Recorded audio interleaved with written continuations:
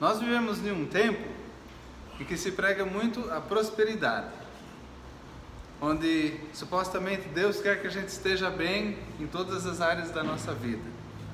Deus quer que a gente esteja bem de saúde, Deus quer que a gente esteja bem financeiramente. Então, é da vontade de Deus que isso aconteça. Essa ideia vem da onde? Eu queria mostrar para vocês que essa ideia vem da Bíblia. Vamos abrir em Deuteronômio, no capítulo 28. Esta não é a única passagem que mostra isso, mas é uma das principais. De fato, se você estudar Deuteronômio 28, o capítulo inteiro, com detalhe, e depois ler dali para frente o resto do Velho Testamento, você vai observar que o Velho Testamento inteiro é um relato de como que estas passagens se cumpriram de uma forma ou de outra. Mas eu não vou dar muito mais detalhe agora, vamos simplesmente ler. Se vocês ouvirem atentamente a voz do Senhor, seu Deus, tendo o cuidado de guardar todos os seus mandamentos que hoje lhes ordeno, o Senhor, seu Deus, exaltará vocês sobre todas as nações da terra. Se ouvirem a voz do Senhor, seu Deus, sobre vocês virão e os alcançarão todas estas bênçãos. Versículo 3: benditos vocês serão na cidade e benditos serão vocês no campo. Bendito será o fruto do seu ventre e o fruto da sua terra, o fruto dos seus animais, e benditas serão as crias das suas vacas e ovelhas. Bendito será o seu cesto de cereais, e bendita será a sua amassadeira de pão. Benditos serão vocês ao entrar, e benditos serão ao sair. Versículo 7: o Senhor fará com que os inimigos que se levantarem contra vocês sejam derrotados na presença de vocês. Eles virão contra vocês por um caminho, mas fugirão da presença de vocês por 7 caminhos. Versículo 8: o Senhor determinará que a bênção esteja nos seus celeiros e em tudo o que colocarem a mão. Ele os abençoará na terra que o Senhor, seu Deus, lhes dá. Versículo 9: o Senhor os constituirá para si um povo santo, como prometeu com juramento, se guardarem os mandamentos do Senhor, seu Deus, e andarem nos seus caminhos. Versículo 10: e todos os povos da terra verão que vocês são chamados pelo nome do Senhor e terão medo de vocês. Vocês repararam que existe uma condição para todas essas bênçãos? Existe um enorme pequeno se. Essas promessas são promessas de Deus. A pergunta é: nós podemos reivindicar essas promessas para os dias de hoje? Nós podemos dizer: que bom, que maravilha, que Deus me prometeu tudo isso. Eu serei abençoado em casa, no meu trabalho aqui, no meu trabalho lá, tudo que eu for fazer. Aliás, eu gosto muito do versículo 8, né? Em tudo o que colocarem a mão, eu vou ser que nem José. Tudo que eu botar a mão para fazer, o Senhor vai lá e abençoa. Eu gostaria de, talvez, poder reivindicar essa promessa. O problema é que ela não foi dada a nós. Estas promessas não são promessas de Deus para nós, elas são promessas de Deus, mas elas são promessas de Deus a um certo povo. Como que a gente sabe disso? Bom, um texto fora do seu contexto pode virar um pretexto, e então nós podemos usar passagens da palavra de Deus para o engano, e não devemos fazer isso. O correto é entender um texto dentro do seu contexto. A pergunta aqui é: quem está falando? Quem está falando? Aqui é o Senhor, né? Olha no versículo 1 novamente. Se vocês ouvirem atentamente a voz do Senhor seu Deus, tendo o cuidado de guardar todos os seus mandamentos que hoje lhes ordeno, Deus aqui falando através de Moisés. Então aqui ele fala, se vocês israelitas obedecerem a todos esses mandamentos que eu estou dando para vocês, eu vou exaltar vocês acima de todas as nações da terra. Observe também o fato de que isso é nacional, isso é coletivo, não é para um indivíduo, é a nação que será exaltada acima das outras nações. Mas é se ouvirem a voz do Senhor, aí é que vem as bênçãos, né? Se a gente observar cuidadosamente, a gente vê, por exemplo, ali no versículo 9, o 9 fica bem claro: o Senhor os constituirá para si em povo santo, como prometeu com juramento. Quando que foi isso? Quando que Deus prometeu isso com juramento? Êxodo capítulo 19. E ele fala, ali também está muito claro com quem que ele está falando, que é com a nação de Israel, que ele ia fazer deles o seu povo exclusivo, o seu povo santo. E no versículo 10, mais uma vez, todos os povos da terra, nacional, coletivo, não individual, verão que vocês são chamados pelo nome do Senhor e terão medo de vocês. Então, enquanto que muitos gostam de falar, eu adoro esse versículo 8, tudo que eu pôr a mão para fazer, Deus vai abençoar.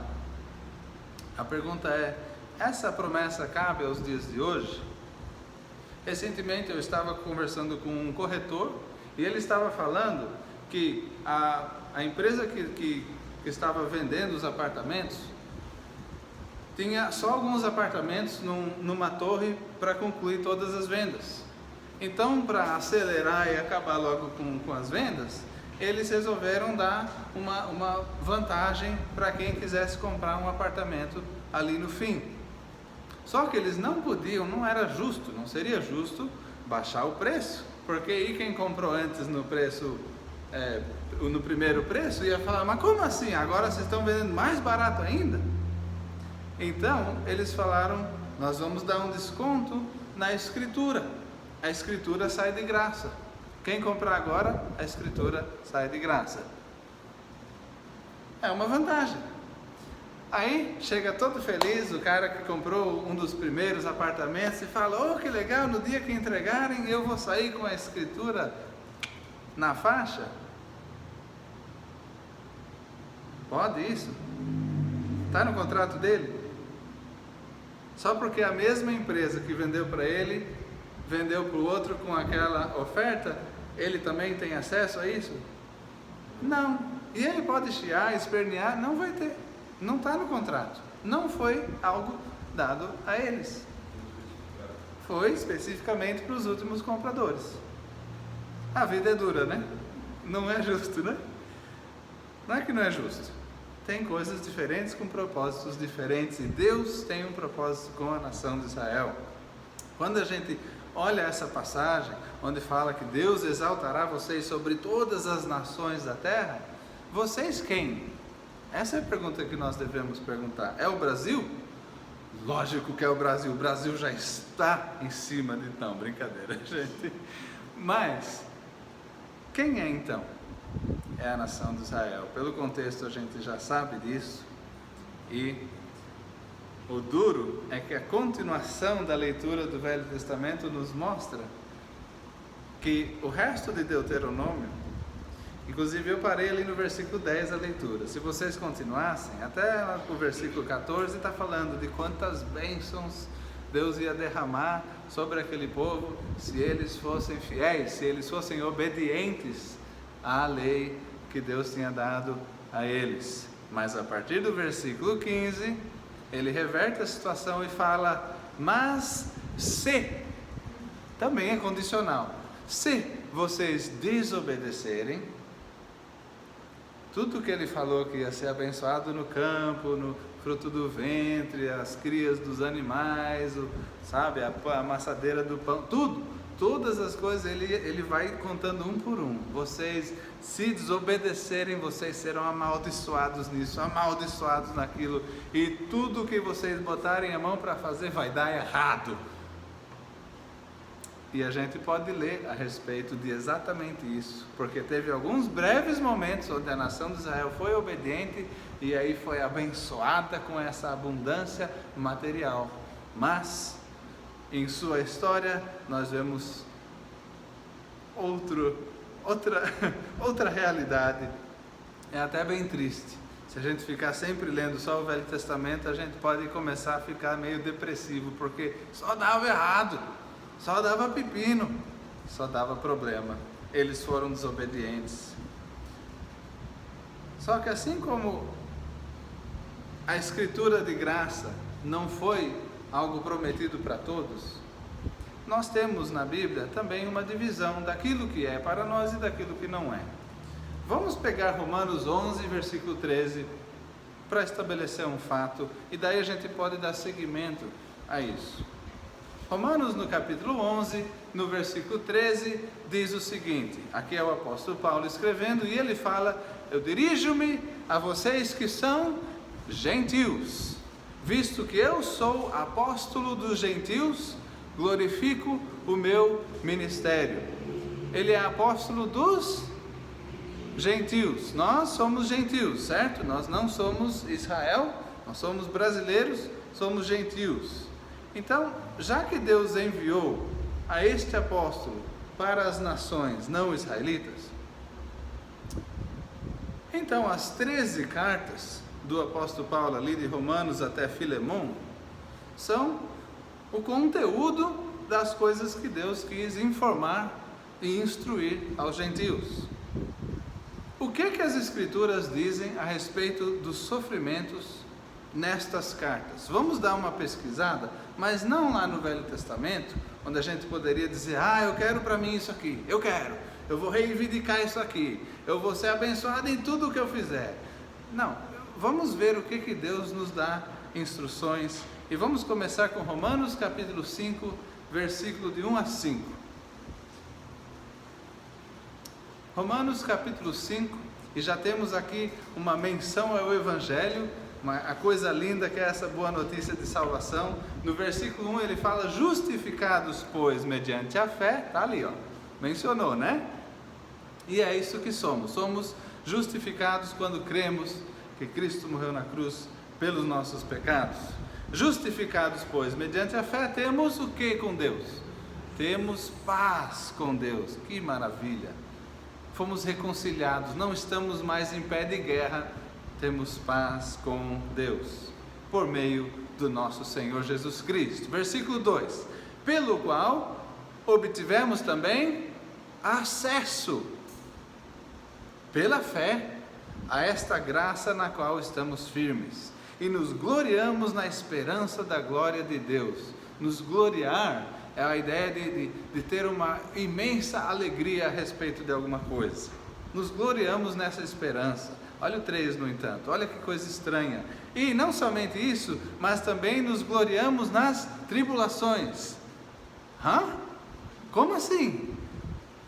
Ficar extremamente alegre com a esperança da glória de Deus, isso é uma coisa.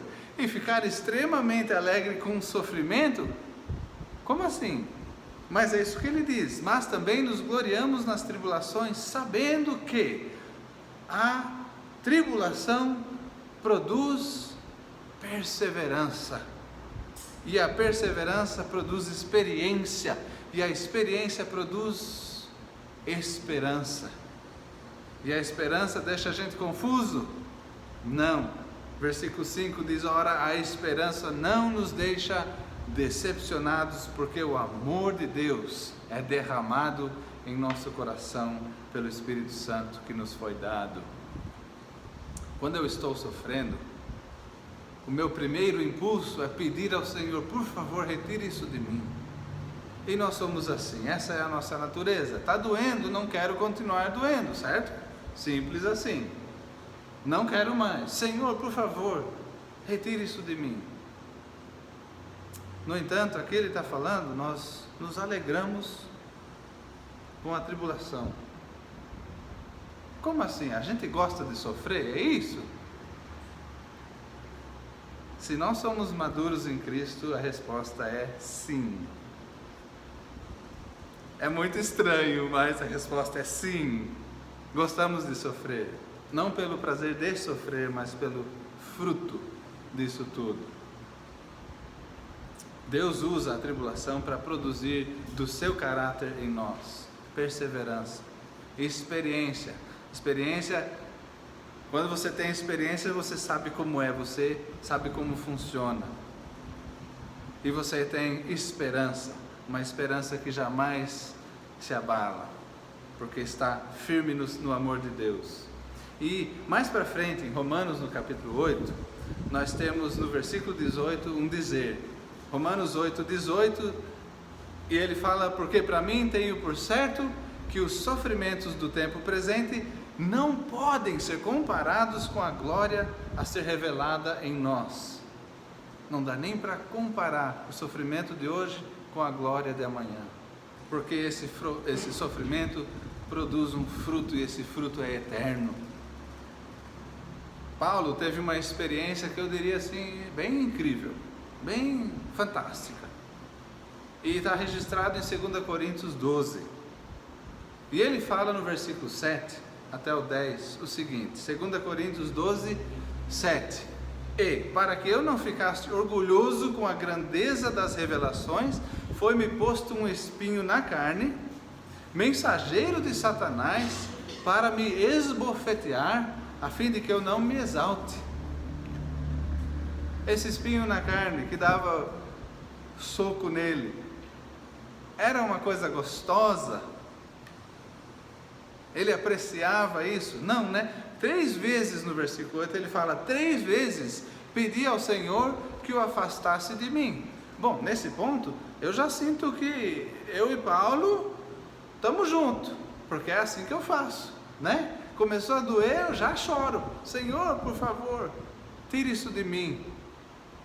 E ele fala, pedi 3 vezes, mas no versículo 9, olha a resposta divina.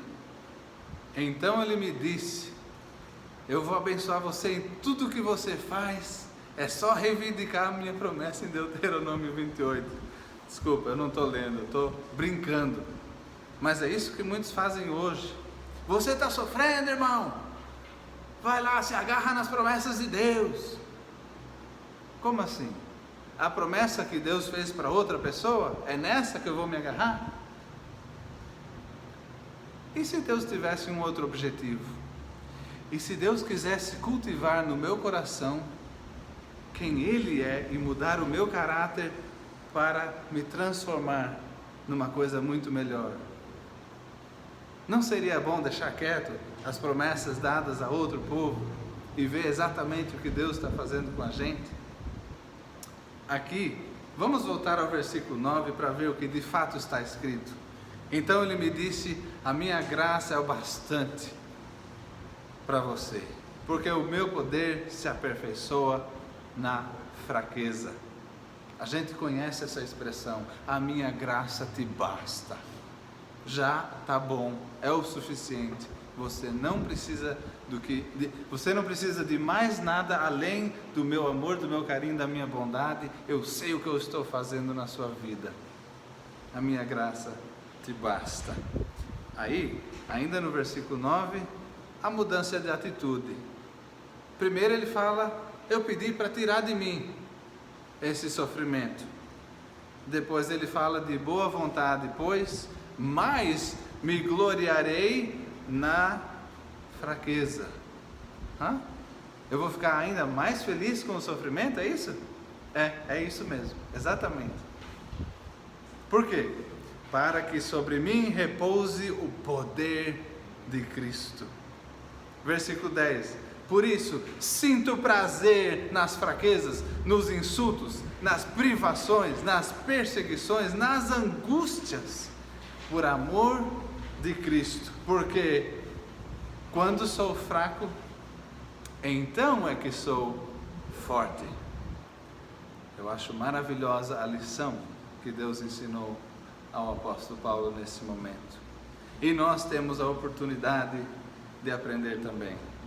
Que através dos sofrimentos, a gente percebe que nós não temos poder.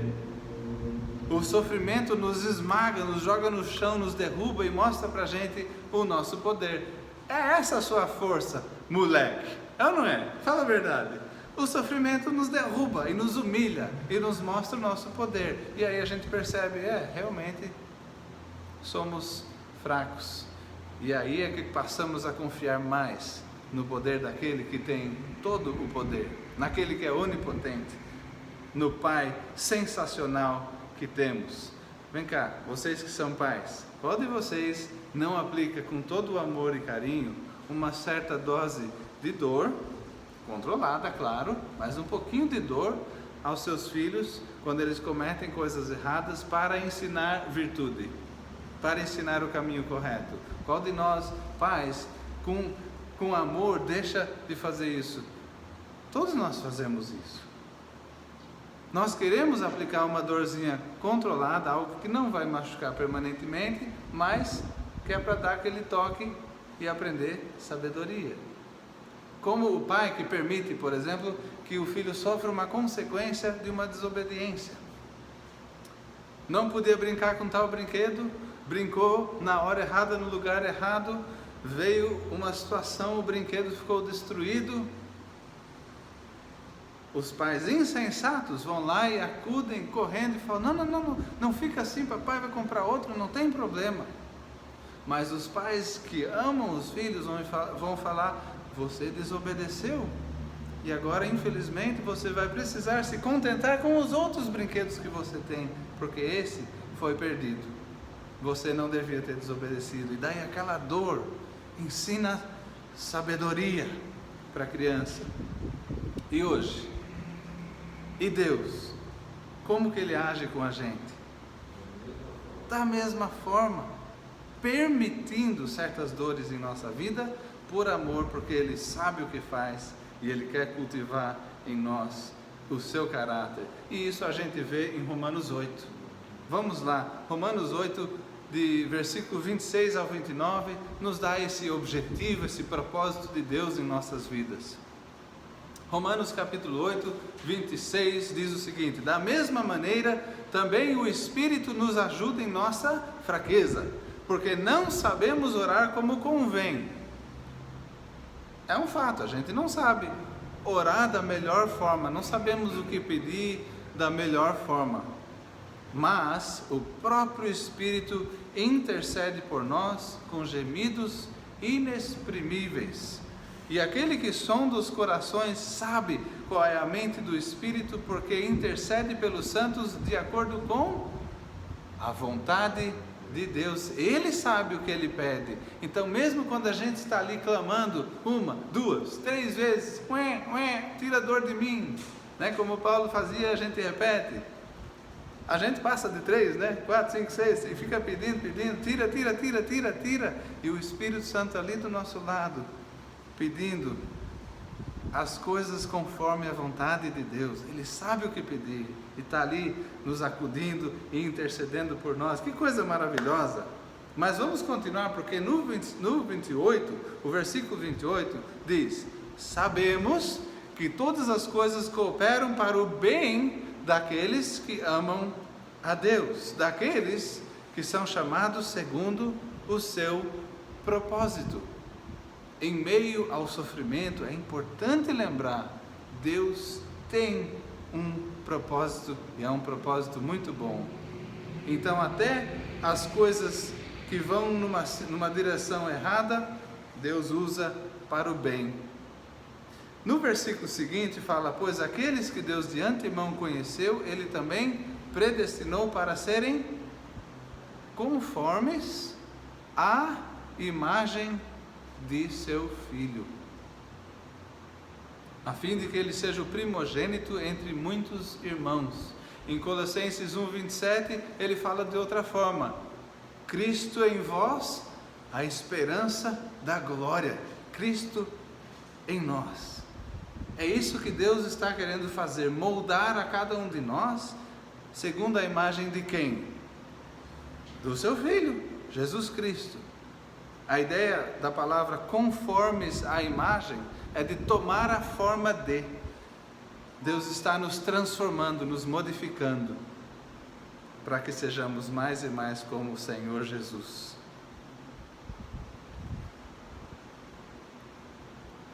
Isso sim que é um Deus amoroso. Aí a gente começa a pensar, não, mas quando eu estou sofrendo, tem hora que dói tanto, mais tanto, mais tanto, que parece que eu não vou aguentar, que é mais do que eu aguento. Mas até para isso, Deus nos deixou promessas de que Ele não faria isso. 1 Coríntios capítulo 10, o versículo 12 fala, aquele que está em pé, aí presta atenção para não cair, veja que não caia, né? Mas o versículo 13 o que nos diz? 1 Coríntios 10, 13 diz, não sobreveio a vocês nenhuma tentação que não fosse humana. Por que ele diz isso? Porque a gente está sempre dizendo, ai, ninguém me entende, ninguém sabe o que eu estou passando. Não, todo mundo sabe, todo mundo passa, é humano, é comum, é normal, vamos falar assim. Nós todos sofremos coisas parecidas. Ele fala, não veio uma tentação, o sofrimento vem e você está se sentindo tentado a achar que isso passou do limite, que Deus não sabe o que está fazendo. Aí você se sente tentado a não confiar em Deus. Ele está falando, não é sobre-humana, mas Deus é fiel e Ele não permitirá que vocês sejam tentados além do que podem suportar. Isso quer dizer que, como um pai querido, Ele nos olha e Ele filtra todas as coisas que chegam até nós, permitindo somente aquelas que, na sabedoria dele, Ele sabe, não, esse daqui Ele aguenta, esse tanto aqui Ele está mais do que pronto para enfrentar. Ele não permita que vá além. E diz ainda, pelo contrário, juntamente com a tentação proverá livramento para que vocês a possam suportar. Isso aqui está falando de todas as tentações. Eu estou no contexto hoje falando especificamente da tentação de achar que o sofrimento passou da conta, de achar que Deus não sabe o que está fazendo e de achar que Ele deve tirar a dor. Mas essa promessa se aplica a todas as tentações. O fato é que mesmo quando a gente está ali sendo tentado a não confiar no Senhor, nós podemos lembrar dessa promessa e confiar que na maior das dores, na maior das tribulações, na maior das tentações, em qualquer que for a nossa situação, nós podemos sim confiar no Senhor.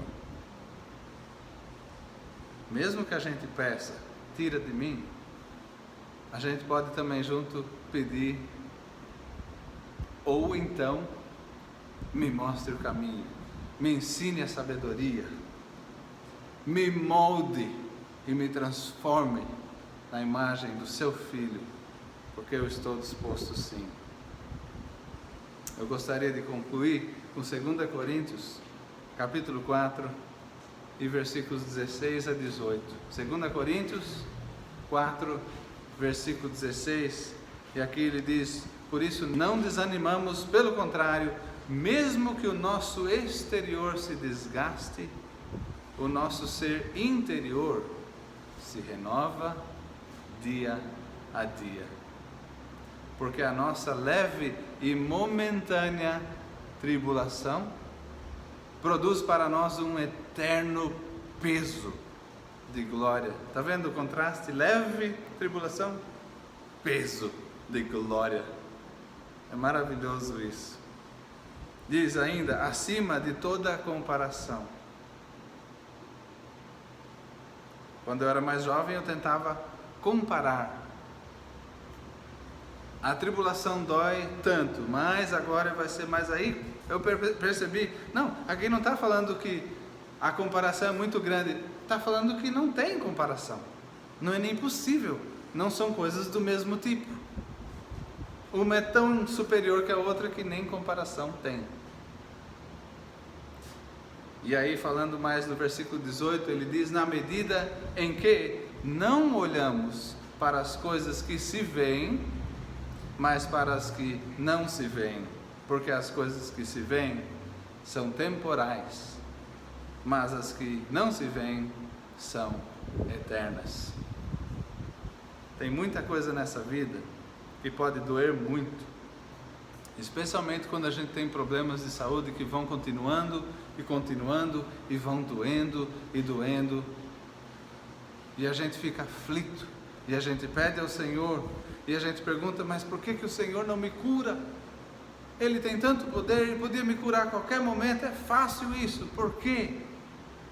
Não devemos perguntar por que Ele não me cura, devemos perguntar o que Deus está fazendo na minha vida, porque isso aqui é temporário, é passageiro, como diz, é uma tribulação momentânea e leve, mas agora que virá, vai ser de um peso muito bom. Irmãos, vamos sempre confiar no Senhor, não importa qual seja a tribulação, a dor, a angústia, se formos perseguidos, se a nossa vida virar uma miséria porque estamos de fato procurando viver de forma agradável a Deus, e outros começarem a nos tratar mal, não importa o que for que a gente passe, é tudo passageiro, é rapidinho. Na vida eterna não vai nem dar tempo de lembrar dessas coisas, enquanto estamos lá desfrutando da glória de Deus. Então coloca de lado a frescura, encara o sofrimento com força, porque Deus está trabalhando na sua vida e fazendo algo que é muito melhor do que bênçãos materiais temporárias. Muito melhor ser abençoado com crescimento em Cristo do que ser abençoado no campo, na colheita, nos animais, não é?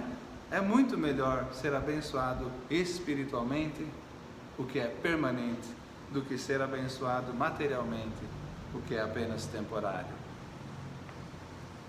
Vamos confiar ao Senhor, porque Ele pode curar qualquer um de nós a qualquer momento, mas Ele também pode fazer coisas muito melhores. Amém? Vamos orar? Amado Pai, nós pedimos por Tua misericórdia, lembrando de todos aqueles que estão aflitos, aqueles que são queridos de Ti, Tu amas a cada um deles e com certeza dói a Ti ver o sofrimento que eles passam, porque Tu sofres junto, mas com Teu imenso amor permites ainda que esse sofrimento continue, para que possas trabalhar no coração deles valores que vão permanecer para todos sempre, valores de um valor infinitamente maior do que aquilo que a gente possa desfrutar aqui. Senhor, nós te agradecemos que nem sempre é o conforto temporário que Tu queres dar para nós, e sim, muitas vezes queres dar para nós um conforto eterno, e usa sofrimentos em nossas vidas para que aprendamos os Teus valores. E Pai, que honra é essa que Tu nos dás de nos transformar para que sejamos cada vez mais transformados à imagem do Teu Filho. Que honra, Pai. Obrigado por isso.